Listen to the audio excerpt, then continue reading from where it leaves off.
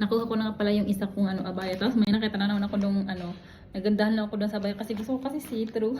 Kaya nagpatay ulit ako. Tapos ito na yung yung pinatay ko last time. Nasabi ko na nagandahan din ako. Pero parang ngayon nakuha ko na siya, parang ewan ko, parang hindi na siya maganda. So try ko na lang. Ito rin yung shella niya. Ito na nga pala siya. Ito na yung design niya. May nakita kasi ako na nagpatay ng ganito yung design din.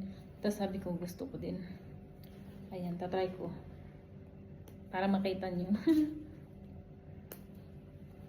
Sa Madinat Zaidin pala to. Tapos may makakapal din. Siguro pang winter lang yun. Ang gaganda nga ng design nila eh. Parang gusto ko din magpatahin ng gano'n. Pero next time na lang muna. Kasi nakapagpatahin ako ng isa ulit eh. Ito yung design niya.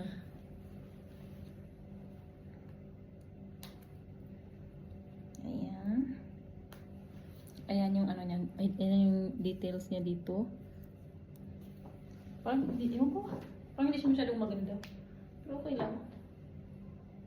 Kita niyo ba? May design din sa likod. Ayan. Parang hindi ganun ka. Itim lang kasi yung beads niya. Tapos ganito yung detail niya sa baba. Nagisimple na lang. Ayan. Kit lang din naman. Tapos maganda rin yung pinatahi ko. Ano siya dito? Parang siyang open dito para makita yung makawer. Tapos dito si gilid open. And see-through. See-through siya ganun. Yun lang. Bye kayo.